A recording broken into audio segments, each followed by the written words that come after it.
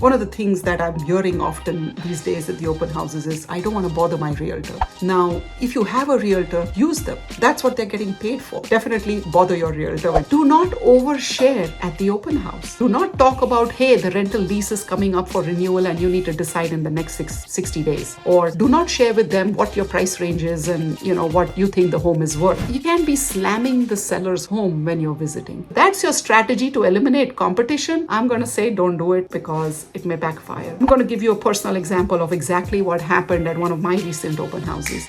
Here are 6 smart open house tips for the buyers in the Philly suburbs.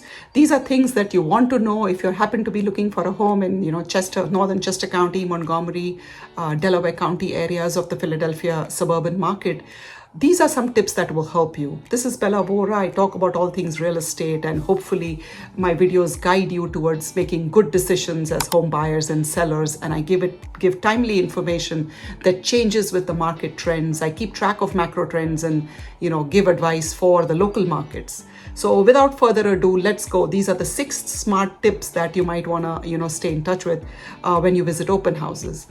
The first one is, who is visiting these open houses? Where do you put yourself on the continuum of being ready to buy a home? You could be just spending some time on a Saturday afternoon or a Sunday afternoon with not much to do. You want to check out houses. It's a hobby. That's fine. You're a nosy neighbor and you want to see what updates your neighbor has made, and you want to check, his furniture in inside. Fine, just stop by the open house and, get a feel for what's going on in your neighborhood. But the open houses are really for folks who are exploring locations, exploring neighborhoods. Like, how much does 700,000 buy you in this market? Or what kind of homes are in this neighborhood? They're all about 20, 30 years old. And what do they look like on the inside? Or what kind of floor plans do I like? Do I like contemporaries or split levels or a typical colonial floor plan? So if you've been renting in an apartment or something and want to explore and kind of learn more about this, open house is a great way to start. So folks, there was a lawsuit last year, and now before showings, all the realtors are going to ask you to sign a contract with them so that they can show the house and so they can schedule showings. So a lot of people are reluctant to sign up with a realtor, and so they just go to these open houses to do all the research on your own. And in my opinion, if you're sort of ready to buy in the next 6 to 18 months, you should actually engage a realtor. You got to watch my video, stay, tuned to my channel. I'll be doing a video shortly on how you select your realtor as well. But you want the realtor's insight. You're walking through the open house and you're seeing things from the buyer's eye. When a realtor walks through the house, it's a completely different perspective that we're looking at, and you need that expertise, you need that education as you're exploring the area. So it is best if you're a serious buyer, best to engage a realtor, right, from the beginning, and get their insights and get their take on the properties that you're visiting. But for the early exploration, if you're in that phase, hey, open house visiting may actually work for you. I don't want to bother my agent. That is one thing I hear from many open house visitors. I have done hundreds of open houses in this area, and one of the things that I'm hearing often these days at the open houses is, I don't want to bother my realtor. Now, if you have a realtor, use them. That's what they're getting paid for. You want to avail yourself of all the benefits from having a knowledgeable local realtor. This is why you want a local realtor who understands neighborhood. Is there a lawsuit in that neighborhood which makes mortgages difficult? Was there some issues with the stormwater basin in that neighborhood? Why is there such a large turnover in this neighborhood? What's going on? Or, these facilities, the swimming pool, clubhouse, and everything is getting old, and this neighborhood doesn't have any reserves to meet, any updates that may be needed in this community. And so there might be a possible assessment. These are some of the insights that only a local realtor who does the business in that area can give you. Not everybody knows about this stuff. So, that also helps you with the realtor selection. So if you are very loyal to somebody who lives about 3 miles away, right? Or even 10 miles away, and then you're like, well, can you be my realtor and show me homes in this area, even though you're not familiar with them? No, when you're buying a home, you want a realtor who's familiar with the local neighborhoods, local markets. They know why that house sold 60,000 over asking and why this house has been sitting on the market for 30 days. They should know that. So all this insight is very valuable for when you get serious. And so when you're visiting, there's no, if you're getting serious to buy in the next 6 to 18 months, I would say engage the services of a realtor. You might even get access to some off-market properties which nobody's heard about, and you could snap them up before they even hit the market. So there is definitely a lot of benefit. So bother your realtor. They are a great resource. They're supposed to help you. And you know how some people clean before they get the cleaners to come in, and I have a lot of home sellers who want to stage the house before the stager arrives. Don't do all your research before you engage a realtor, because hey, the realtor is supposed to help you with that. They want to educate you. They want to give you all the information so you can make some informed decisions. So, take advantage. They are not just there to open doors and write up offers. They should be able to offer much more. So interview a few and, select the realtors. Definitely bother your realtor when you instead of just going to open houses to learn more. The third tip I'm going to give you is respect the seller's space. This home belongs to somebody. They're emotionally connected to this place. They are opening it up for the open house to give you an opportunity to come and visit. They are sensitive to, the things that you do or say in the home. So for example, I see many open house visitors open doors, and you're opening cabinets and you're opening drawers and, in the kitchens, in the bathrooms. That is not serving its purpose. You're here to kind of get a feel for the floor plan, feel for the competition, feel for what the house looks like, and the level of updates in the home, how it shows. Sometimes the pictures are deceiving, and so you want to come see it for yourself. I totally get that. But knowing what's in the seller's cabinets, in their medicine cabinets, and reading the medicine labels, or opening up their kitchen drawers, or those kind of things are not necessarily relevant, even if you were a very serious buyer, right? Remember, there are cameras in the house often, and the sellers can watch what you're doing, and it sort of leaves an impression with them. I'm going to give you an example of a recent home that I sold. It was a historic property. It is a historic property, 100 years old, right? So it had these finer finishes. I mean, the hardware on the doors and on the windows was 100 years old. And we got such tremendous interest on the property that in the 2 hours that I was open, I had 45 families visit. So it is a small space. It is less than 3,000 square feet, and on 3 levels, and there's a narrow entrance, and we're trying to create this flow of traffic. And I felt like I was a docent at a museum, and we were letting people go in batches because we didn't want, kids wandering somewhere, people wandering somewhere. There was somebody who touched the hardware trying to open a window or a door. Now, these are expensive things, and they're historic, more importantly. What if someone accidentally breaks them? Who's responsible, right? It's important to understand that you were only trying to open, but things happen, accidents happen. So especially in this house, because it was 100 years old and because it had such historic connotations, like, things, they had herringbone pattern floors. So we would ask everybody to wear booties or remove their shoes. And some people are upset when they're asked to remove their shoes when they walk around the open house. Well, we could seriously damage the seller's home while when there are 45 families. So we have to do some traffic control and management. We have to, have some rules about, putting on booties or removing shoes. We have to have some rules about, like, you can't have a child carry their sippy cup around as you're wandering through the house. And you have to keep your children with you at all times, right? Like, I had people who were like on one level and the kid was in the basement because that's where all the fun, kid activity stuff was. And they felt like, oh, the child is fine being there while they were wandering the rest of the house. No, that's not okay. You got to have, the children with you at all times, because the realtor can only do so much. The selling agent who is over there, she has to keep an eye on everything. So don't be mad at the messenger. Again, there are cameras everywhere. What you're doing, what you're saying is being recorded. And, just respect the seller's space and the seller's agent who is over there trying to, do her best or his best, trying to please everybody, answer questions, greet everyone, and all of that.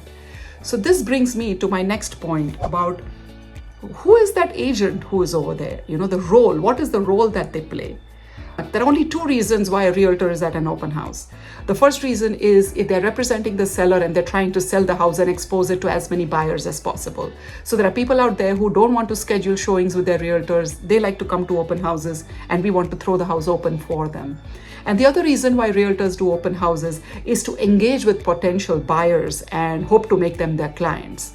If that property that they are at is not working for them, they can show their expertise. They can, build that rapport with that person and say, hey, if this one's not working, I can help you with any other homes that you're looking for in the area. Those are the only two main goals of the agent who's doing the open house. Educating you is not their priority, so while we expect them to give answers, like when I'm listing an open house and if someone asks me, what do you know about being able to rent this property? And if I happen to know that it is a rentals are not allowed in this community, the HOHs restrict rentals, that is good piece of information that I want to pass on to the prospective buyers who may be investors. So, because it doesn't work for them, right? But if you're coming to me at an open house and you're asking me, Bela, what rental possibilities does this property have, right? Now that is a long drawn answer, which I may not be willing to go into at this time. That is an answer you should be asking your realtor and not me. And remember, I represent the seller, so I'm going to only give you information that is flattering to my seller. I owe my fiduciary. I'm very, very loyal to my client's interests. So I owe the fiduciary responsibility to my own client, and I'm going to only give you positives about the house. I may not mention the negatives, and you may be offended, but I'm not required to tell you everything. The seller's disclosure reveals the condition of the home and all that, but what resale prospects it has, what rental prospect it has, sometimes they may be favorable, sometimes they may not be, and I may not be willing to share. So remember, even when you visit a model home of a new construction community, that person is representing the builder, they're not representing you. So while they are obliged to give you everything, all the knowledge that is factually correct, which we all are obliged to do, we may not necessarily talk about the negatives of the community or the area or whatever. So don't be offended if the realtor doesn't have time or will not answer all of your questions when you come to the open house. I'm going to give you a personal story here. I have had only 2 one-star reviews in my career on Google and anywhere else for that matter. All my reviews are 5-star, at least 4.9 or something. But I have 2 one-star reviews, and both of them are from folks who visited open houses where I was representing the seller, and they felt like I didn't give them enough time and I didn't give them the answers they were looking for. So they felt offended. Well, we're multitasking here. We're trying to be the gatekeepers. We're trying to protect the seller's property. We're trying to keep track of who's come to the open house, which brings me to sign-in sheets. Feel free to sign in. You do want to sign in because the seller wants to keep a track. It's a courtesy to the seller who wants to keep track of who came through the house. Please do give your feedback as well. The sellers would like to hear if you think the house is overpriced or it is too dirty or whatever. I mean, be nice, but even if you have some negative things to say, we like your feedback. So we would like you to write it down. So it is a mutually beneficial situation. I get a lot of people who come very arrogant, very aggressive, like, hey, you're the selling agent and you need to tell me all this. Well, I have 45 families visiting the open house. There's only so much I can tell you right now. If you want to schedule a showing later and have a personal conversation, I'm more than happy to do that. But at the open house, I have to pay attention to everybody. I have to make sure that there's no kid jumping on a sofa and trying to break my client's furniture. I have to make sure someone else is signing in. I have to make sure, some kid is not abandoned by their parent. So I'm multitasking here, and there's very limited time and attention I can give you. So the folks who gave me 2 one-star reviews on Google, I have responded to them, but please, bear with us. We're doing the best we can in a busy situation here. The next thing about open houses is be prepared to share some personal contact information. I alluded to that earlier. The sellers want to know who came to the house, as in how many people, what kind of feedback they had. Were they serious buyers? Were they just looking? Were they neighbors, right? Another reason why you want to sign in is there might be some, like, during COVID times, if we had realized that someone was exposed to COVID, we wanted everybody else to know that this had happened. So could to give them a heads up. So, or if there is something missing, something gets stolen, the seller, it helps to keep track of who walked through the house. So as a courtesy to the seller, please, allow this open house agent to take your information. If you do not want to give your personal information, right? And if you have a realtor, feel free to bring your realtor's card or their name and number and put their number down and say, this is my realtor, my name is so-and-so, so I don't want to receive any communication directly, but please communicate with me through this person, right? We need some contact information in order to be able to reach out later. Well, there may be offer deadlines. You may be interested in the house, and if you haven't given me any contact information, and then suddenly I get an offer which has a quick deadline, I typically, as a listing agent who is doing the open house, will reach out to all the open house visitors and say, hey, you were here. Are you interested in putting in an offer? Because we have an offer deadline now. But if you haven't given me your contact information, I cannot reach out to you. So, you're going to miss out on that opportunity if you had absolutely liked the house. So I've had some people reach out to me later saying, did you have an open house? And, I didn't know that you had an offer. Well, if you had given me your contact information, I would have definitely reached out to you and said, we're having deadlines, please, I've had multiple offers. Sooner is better than later or something. I would have sent you some message if you'd left behind your contact information. Sometimes buyers want to know open house, sellers disclosures, or what are the list of upgrades that the sellers have made in the home. And I'm happy, if you give me your email, I'm happy to forward those documents to you. So don't be so reluctant to give your personal information. If you're worried that you're going to get spammed later or you're going to get too many emails, you can put a note over there saying, do not put me on any email list. And we're happy not to. We don't really necessarily want to keep collecting emails of people who are not interested in, engaging with us. So it helps for you to know and stay informed about what this other side is thinking, what the realtor's thinking and doing as they're, sitting the open house and, conducting their own business there. And now the last, but, it's a very serious tip, and I say a little bit in tongue in cheek. Do not overshare at the open house. My buyers are known to, visit open houses sometimes, but I tell them, I'm going to inform the listing agent that you're coming. And so the person who's doing the open house is aware that my buyer is going to be visiting and what their name is. I always let them know. And it is only for buyers who are not very serious. They're like, yeah, this one is in the different school district. Ideally, I don't want that school district, but I want to check out that house. So Bela, I'm going to go to the open house. I don't want to bother you. That I can get because they're never going to buy in that school district, but now they're tempted to go see that one house that looks really attractive, right? Now, when my buyers visit that open house, what I want them to do is not overshare. Do not talk about, hey, the rental lease is coming up for renewal and you need to decide in the next 60 days. Or do not share with them what your price range is and what you think the home is worth. All of those things are negotiable. It can impact our negotiation if you're going to put an offer later. And it reveals so much more about your motivation as a buyer, and that sort of is a disadvantage if you're going to be able to negotiate later, right? The reverse of that is also true. You can't be slamming the seller's home when you're visiting. So, this bedroom, the shade, of paint in the bedroom is awful. Really, they love it. That's why they have it there, right? Or, look at that, the water stains in the basement, or, that yard is almost I know there are negatives about every home, but you don't say it kindly. The sellers are emotional about their homes. There are cameras, again, everywhere. The Ring doorbell actually can hear your conversation as you're standing right outside the house and slamming, everything about the house.